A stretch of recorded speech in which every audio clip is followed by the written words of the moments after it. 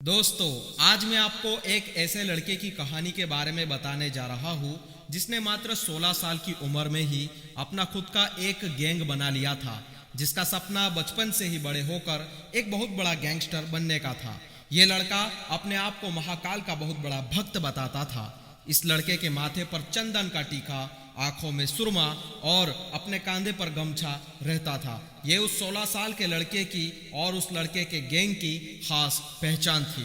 दोस्तों, हमारे देश भारत का ये एकमात्र और पहला गैंगस्टर था जिसने सोशल मीडिया के ऊपर आकर, जैसे कि सोशल मीडिया साइट्स इंस्टाग्राम और फेसबुक पर आकर इसके माध्यम से सरेआम विज्ञापन दिया कि आपको किसी से कोई विवाद है, आपको कोई बहुत ज़्यादा परेशान करता है या किसी इंसान की सुपारी देनी है तो हमसे और हमारी गैंग से संपर्क करें, हमसे बड़ा बदमाश कोई नहीं है। दोस्तों, आपको बताते चले कि अपने नाम के पीछे कोहिनूर शब्द का प्रयोग करने वाले उस 16 वर्षीय लड़के की कहानी कि जिस लड़के का वोटर आईडी कार्ड बनने से पहले ही उसका डेथ सर्टिफिकेट यानी मृत्यु प्रमाण पत्र बन गया और वो लड़का 20 साल की उम्र का होने से पहले ही कथित तौर पर गैंग वॉर में मारा गया। जी हाँ दोस्तों, आप बिल्कुल सही समझ रहे हो। ये अपराध जगत की सच्ची कहानी उसी लड़के दुर्लभ कश्यप की है, जो लड़का कभी किंग ऑफ उज्जैन के नाम से तो कभी कोहिनूर के नाम से मशहूर हुआ। दोस्तों, मेरा नाम है अफजल और स्वागत है आप सभी का क्राइम की कहानियों से जुड़े इस मंच पर कि जिसका नाम है क्राइम की बात अफजल के साथ। और आज मैं आपको बिल्कुल शुरू से आखिर तक दुर्लभ कश्यप की कहानी की दास्तान सुनाऊंगा। बने रहिएगा मेरे साथ इस वीडियो में। साल 2000, तारीख 8 नवंबर के दिन जीवानीगंज के अब्दालपुरा में, जो कि उज्जैन के मध्य प्रदेश में पड़ता है, एक हिंदू ब्राह्मण फैमिली में पिता मनोज कश्यप और माता पद्मा देवी के घर एक खूबसूरत बच्चे का जन्म होता है। बताया जाता है कि बच्चे के चेहरे पर एक दिव्य तेज था। इस बच्चे के जन्म के बाद माता पिता मिलकर उस बच्चे का नाम दुर्लभ रखना तय करते हैं, जिस नाम का अर्थ होता है लाखों में एक या बहुत ही ज्यादा मुश्किल से मिलने वाला। इस बच्चे के माता पिता का सोचना था कि हमारा बच्चा बड़ा होकर अपने नाम के जैसा ही कुछ ना कुछ बड़ा काम करेगा और जरूर ये बच्चा बड़ा होकर डॉक्टर या इंजीनियर बनेगा और पूरे परिवार का नाम रोशन करेगा। इसलिए इस बच्चे का नाम रखा गया था दुर्लभ। आपको बताते चले कि दुर्लभ के पिताजी एक प्रॉपर्टी डीलर का काम करते थे। इस वजह से उनका अपने काम के सिलसिले से अक्सर बाहर आना जाना लगा रहता था और दुर्लभ की माताजी एक सरकारी कर्मचारी थी और स्कूल में अध्यापिका के तौर पर कार्यरत थी। दुर्लभ का घर में ज्यादातर समय बीतने के कारण दुर्लभ अपनी माता से बेहद करीब था और बिल्कुल आम बच्चों की तरह ही दुर्लभ का पालन पोषण बड़े ही प्यार और दुलार के साथ किया जा रहा था। आपको बताते चले कि दुर्लभ बिल्ली को पालने का काफी शौकीन था और उसे बचपन से ही बिल्लियां काफी पसंद थी। दुर्लभ को बिल्ली के साथ खेलना बेहद पसंद था और इसके साथ साथ उसे काला रंग भी बेहद पसंद था और दुर्लभ हमेशा काले रंग के कपड़े पहनना बेहद पसंद करता था। दुर्लभ के हिंदू परिवार में पैदा होने की वजह से दुर्लभ के माथे पर टीका लगाना बिल्कुल आम बात थी, तो अक्सर दुर्लभ के माथे पर चंदन का टीका दुर्लभ के घर में पूजा पाठ के बाद लग ही जाता था। दोस्तों, आपको बताते चले कि दुर्लभ कश्यप की बचपन से ही एक खास आदत थी, निडरता, यानी कि वो किसी से भी डरता नहीं था। दुर्लभ का पालन पोषण बड़े ही प्यार और दुलार के साथ उसके माता पिता के द्वारा किया जा रहा था। अब दुर्लभ कश्यप की उम्र 15 साल हो चुकी थी। यही वो वक्त था जब दुर्लभ के एक एक कारनामों के चर्चे उसके स्कूल में होने लग गए थे। दुर्लभ के स्कूल में जो बड़ी कक्षा के बच्चे थे उनको मारना, पीटना और धमकाना दुर्लभ के लिए जैसे कोई आम बात हो गई थी और दुर्लभ की इन्हीं बदमाशों वाली हरकत की शिकायत अब उसके स्कूल से उसके घर तक आने लग गई थी। लेकिन दुर्लभ कश्यप को इन तमाम बातों से कोई फर्क नहीं पड़ता था और उसके मन के अंदर एक आंतरिक खुशी महसूस होती थी। दुर्लभ के स्कूल में उसकी छवि बेखौफ और निडर बच्चे की बन गई थी। ऐसे में स्कूल में पढ़ने वाले बड़े बच्चों में अब दुर्लभ का नाम सुनते ही खौफ आने लगता था। दुर्लभ के जीवन के बारे में अगर देखा जाए तो बस यही वो पल था जहां से दुर्लभ के गैंगस्टर बनने की शुरुआत हो चुकी थी। अब दुर्लभ के किसी दोस्त या स्कूल के किसी बच्चे का कोई झगड़ा होता था तो झगड़े का निपटारा करने के लिए सबसे पहले बस एक ही नाम लोगों को याद आता था और वो नाम था दुर्लभ कश्यप का। और यही वो सारी चीजें थी जिसके कारण दुर्लभ कश्यप का हौसला बढ़ता जा रहा था। दोस्तों, दुर्लभ कश्यप ने अपने स्कूल से ही अपने आप को एक गैंगस्टर बनाने की सोच बना ली थी। अपनी इसी सोच के चलते दुर्लभ Kashyap social media sites Facebook, Instagram पर अपनी डॉन वाली गैंगस्टर छवि बनाने के लिए अलग अलग हथियारों के साथ फोटोज अपलोड करने लगा। आपको बताते चले कि दुर्लभ कश्यप के घर में पैसों की कोई कमी नहीं थी। गाड़ी, बाइक, सब चीजें एक गैंगस्टर के लाइफ के लिए जरूरी होती है, वो सारी चीजें दुर्लभ के घर में पहले से ही मौजूद थी। आमतौर पर हर बच्चे के मन में यही इच्छा होती है कि वो अपने जीवन में कुछ बड़ा करे और अच्छा काम करे, लेकिन दुर्लभ कश्यप के मन में अपराध की दुनिया में अपना नाम बड़ा करने की ख्वाहिश पैदा होती है। अपराध की दुनिया में अपना बड़ा नाम करने की ख्वाहिश के चलते दुर्लभ कश्यप धीमे धीमे अपना रुतबा बड़ा कर लेता है और उसके बाद उसका साथ देने वालों की भी कोई कमी नहीं रहती है। दुर्लभ कश्यप के साथ स्कूल से ही काफी बच्चे जुड़े हुए थे। अपने बढ़ते हुए हौसले और यही सारी बातों को देखकर अब दुर्लभ कश्यप के मन के अंदर एक ही इच्छा थी, उसकी और उसकी गैंग का नाम पूरे मध्य प्रदेश में फैल जाए। इसलिए दुर्लभ कश्यप फेसबुक और इंस्टाग्राम पर अपने नाम से अकाउंट्स बनाता है जिसमें वो अपनी फोटोज के नीचे लिखता है, कुख्यात, बदमाश, कातिल, अपराधी, किसी को कोई भी विवाद हो तो हमसे संपर्क करें, हमसे बड़ा कोई बदमाश नहीं है। दोस्तों, हमारे देश भारत में शायद ऐसा पहली बार हो रहा था कि कोई गैंगस्टर अपनी बनाई हुई गैंग का विज्ञापन किसी बड़ी कॉरपोरेट कंपनी की तरह फेसबुक और इंस्टाग्राम पर दे रहा था। इससे पहले आज तक शायद ही कोई ऐसा मामला देखने को मिला था। दोस्तों, दुर्लभ कश्यप और उसकी गैंग रातों रात मशहूर होती जा रही थी, जिसका खास कारण था इस गैंग का अपना ड्रेस कोड यानी पहनावा। माथे पर चंदन का टीका, काले कपड़े, आंखों में सुरमा, अपने कंधों पर गमछा। दुर्लभ कश्यप और उसकी गैंग के इस स्टाइल को देखकर युवा बच्चे काफी प्रभावित हो रहे थे और पूरे मध्य प्रदेश से आकर दुर्लभ कश्यप की गैंग के साथ आकर जुड़ने लगे। आपको बताते चले कि कई सारे बच्चे तो मध्य प्रदेश के बाहर से अन्य दूसरे राज्यों से आकर भी इनकी गैंग के साथ जुड़ने लगे थे। आपको बताते चले कि दुर्लभ कश्यप के हर दिन सोशल मीडिया अकाउंट्स पर हथियारों के साथ नए नए फोटोज और नए नए वीडियोस आते रहते थे, कभी हथियार लहराते हुए तो कभी चीलम के कस लगाते हुए और कभी रात भर ढेरों बाइक पर अपनी गैंग के साथ मस्ती करते हुए। जिस दुर्लभ कश्यप के चर्चे कल तक स्कूलों तक सीमित थे, उस दुर्लभ कश्यप के चर्चे आज पूरे मध्य प्रदेश में और पूरे देश में हो रहे थे। ऐसे में दुर्लभ कश्यप को अब आम लोगों के द्वारा किंग ऑफ उज्जैन, उज्जैन का सबसे बड़ा गैंगस्टर और कोहिनूर जैसे नाम से पुकारा जाने लगा था और दुर्लभ कश्यप की लोकप्रियता आम लोगों में दिन रात बढ़ती जा रही थी।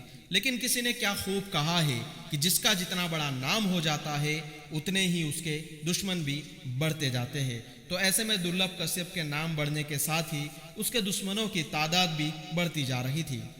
लेकिन इस बीच दुर्लभ कश्यप की गैंग काफी बड़ी होती जा रही थी और तकरीबन अलग अलग जगह से 100 से ज्यादा सदस्य दुर्लभ कश्यप की गैंग के साथ जुड़ चुके थे। उन गैंग के तमाम सदस्यों को दुर्लभ कश्यप एक व्हाट्सएप ग्रुप बनाकर संचालित करता था। दोस्तों, दुर्लभ कश्यप की गैंग के जिस सदस्य को जो भी काम करना होता था, उस सदस्य के पास दुर्लभ कश्यप का व्हाट्सएप मैसेज पहुंच जाता था और काम हो जाया करता था। दुर्लभ कश्यप और उसकी गैंग की आपराधिक गतिविधियां अब बढ़ने लग गई थी, जिस वजह से अब लोगों में भी इस गैंग का खौफ बढ़ने लग गया था। आपको बताते चले कि साल 2018 आते आते दुर्लभ कश्यप और उसकी गैंग ने काफी सारे जुर्म किए, जिसकी वजह से इस गैंग पर लूटपाट, धमकी देना, जान से मारने की कोशिश करना, इस तरीके के कुल मिलाकर लगभग 10 से ज्यादा मामले उज्जैन शहर के अलग अलग थानों में दर्ज हो चुके थे। इस बात से अनजान और बेखौफ दुर्लभ कश्यप को फेसबुक और इंस्टाग्राम पर दिया हुआ अपनी गैंग का विज्ञापन अब भारी पड़ने वाला था, क्योंकि उस समय के तत्कालीन आईपीएस अधिकारी सचिन अतुलकर जी, जो कि खुद सोशल मीडिया पर बड़े ही ज्यादा एक्टिव रहते हैं, अपनी बॉडी और फिटनेस की वीडियोस को लेकर उन तक दुर्लभ कश्यप और उसके गैंग के कारनामों की खबर पहुंच जाती है। लोग आईपीएस अधिकारी सचिन अतुलकर जी को शिकायत करते हैं कि दुर्लभ कश्यप की गैंग के इस तरीके के आपराधिक विज्ञापन को बदमाशी और गुंडागर्दी के संदेशों से भरे हुए होते हैं। इन पर कोई कानूनी कार्यवाही क्यों नहीं की जा रही है? लोगों की शिकायत आने के बाद अब सचिन अतुलकर जी इस गैंग पर कार्यवाही करने का फैसला लेते हैं। आखिरकार 27 अक्टूबर 2018 को दुर्लभ कश्यप को गिरफ्तार कर लिया जाता है और बाकी तमाम बच्चों को सबक सिखाने के लिए कि ये जो तुमने फेसबुक और इंस्टाग्राम पर देखा है ये सब एक दिखावा है, असल में ये गलत रास्ता है। इस रास्ते पर चलने का अंजाम सिर्फ जेल होता है, क्योंकि अपराध करने वाले ये सब कानून के मुजरिम हैं, ना कोई हीरो है।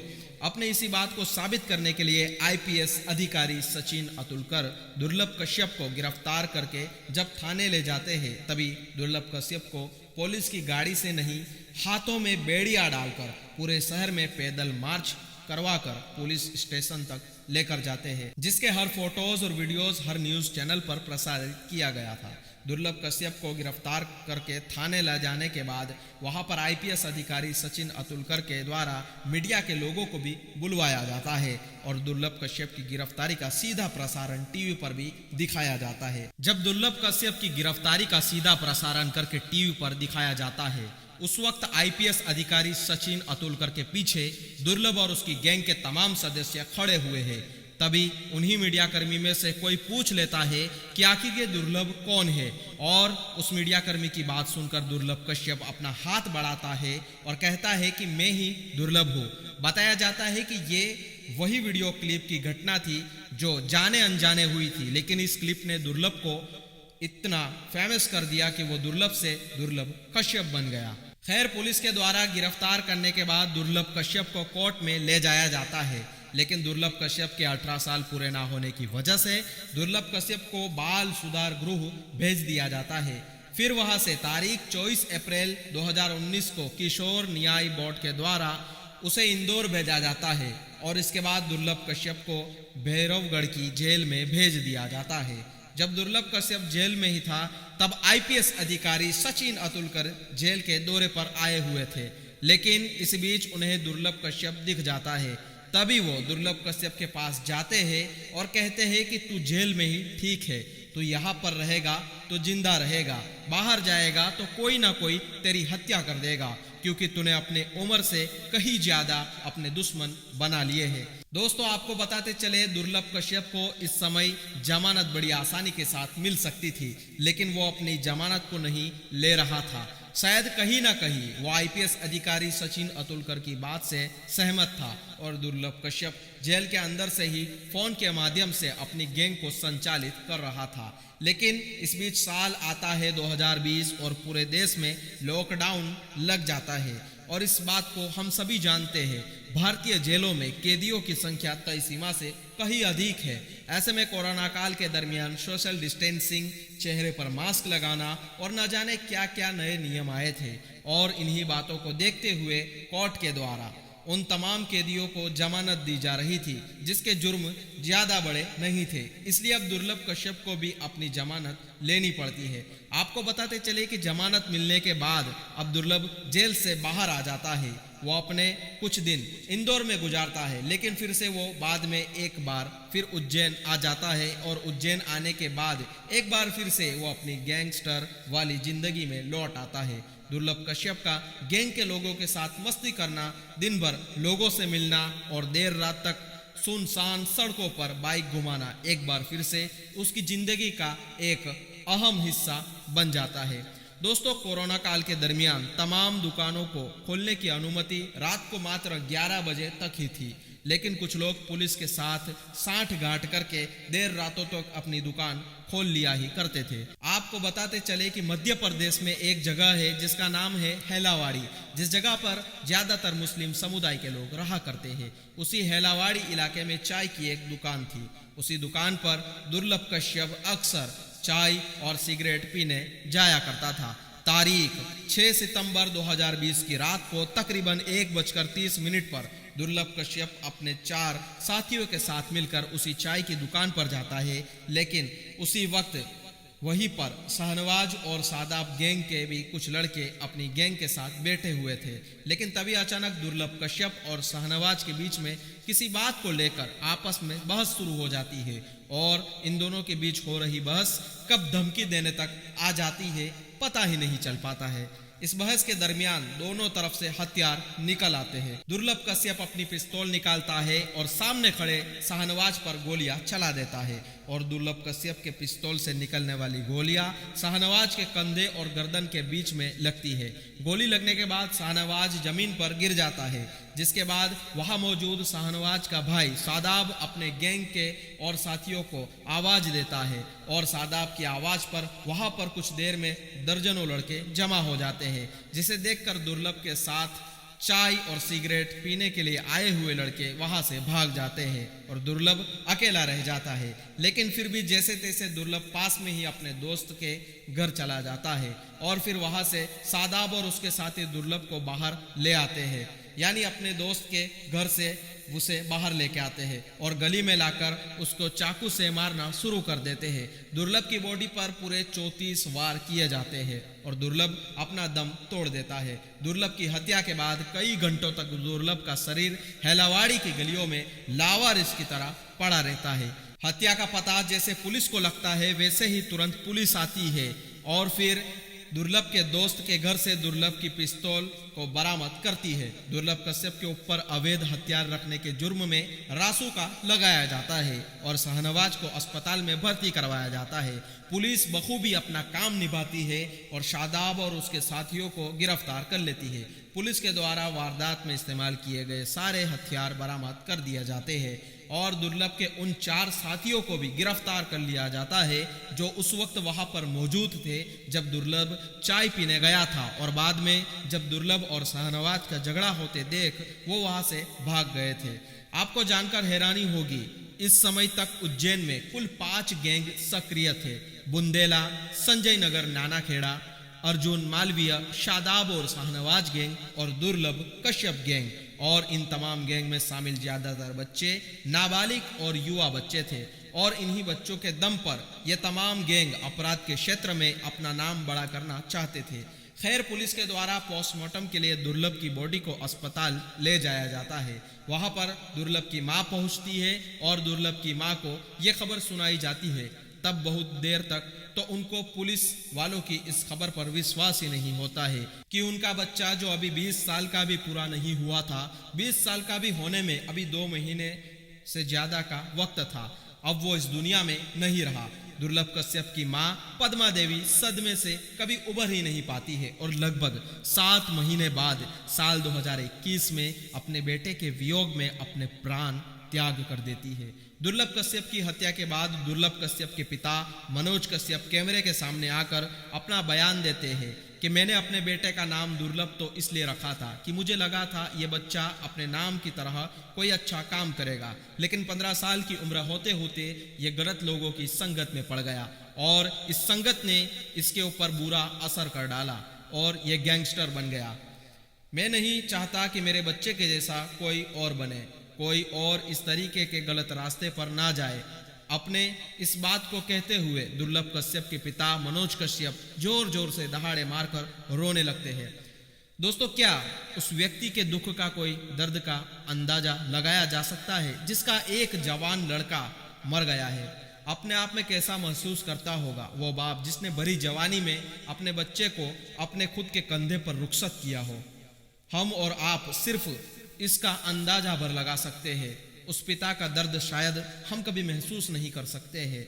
अब मैं आपको बताता हूं कि दुर्लभ कश्यप कैसे आज भी मर कर के लोगों के बीच में जिंदा है। आज भी फेसबुक, इंस्टाग्राम या किसी भी सोशल मीडिया प्लेटफॉर्म पर जाकर दुर्लभ कश्यप का नाम लिखकर सर्च करोगे तो आपको दुर्लभ कश्यप के नाम से ढेर सारे अकाउंट्स मिल जाएंगे। उन अकाउंट्स पर आपको ढेरों ऐसी वीडियोस और फोटोज मिल जाएंगे जो दुर्लभ कश्यप गैंग के होने का दावा करते हैं। दरअसल आपको बताते चले कि ये सब वही बच्चे हैं, ये वही युवा है जिनके लिए दुर्लभ कश्यप आज भी रोल मॉडल है और वो खुद को अपने रोल मॉडल दुर्लभ कश्यप की तरह बनाना चाहते हैं। शायद दुर्लभ कश्यप अपने जीवन में जीते जी इतना बड़ा नाम नहीं कमा पाया, लेकिन वो मरने के बाद बहुत बड़ा नाम कमा गया। दोस्तों, ये थी दुर्लभ कश्यप की सच्ची कहानी। दोस्तों, मेरा आप सभी से अनुरोध है, खास करके उन युवा बच्चों से, किसी भी गैंगस्टर की लाइफ बहुत ही छोटी होती है। जाने कब किसी दुश्मन की गोली या पुलिस की गोली पलक झपकते ही आपको खत्म कर देगी। तो मेरा आप सभी से अनुरोध है कि कोई भी गलत काम करने से पहले, कोई भी किसी भी तरीके का गलत रास्ता चुनने से पहले आपके साथ रह रहे अपने माता पिता और अपने परिवार वालों के बारे में जरूर सोचिए, क्योंकि उनके लिए आप ही उनकी दुनिया होते हैं। आप सभी से अनुरोध है कि अपराधियों से दूर रहे, अपराध से दूर रहे और आपके माता पिता खुश हो और देश के लिए हम काम आ सके ऐसा काम करें। तमाम गलत रास्ते से बचने की कोशिश करें। तो मुझे उम्मीद है कि आपको हमारी ये क्राइम से जुड़ी कहानी पसंद आई होगी। अगर आपको हमारी क्राइम से जुड़ी कहानी पसंद आई हो तो इस वीडियो को लाइक करें और अपने दोस्तों में शेयर करें। और हाँ, अगर आप इस कहानी को YouTube पर देख रहे हो तो चैनल को सब्सक्राइब करें, और अगर आप इस कहानी को Facebook पर देख रहे हो तो हमारे इस ऑफिशियल पेज को लाइक और फॉलो करें, ताकि हमारी चैनल की आने वाली तमाम क्राइम से जुड़ी कहानियों की नोटिफिकेशन आपको सबसे पहले मिल सके। मुलाकात होगी आपसे क्राइम से जुड़ी एक और सत्य कहानी की घटना के साथ। तब तक के लिए आप अपना ख्याल रखें और आप अपने परिवार के साथ सुरक्षित रहें। जय हिंद, जय भारत, इनकलाब जिंदाबाद।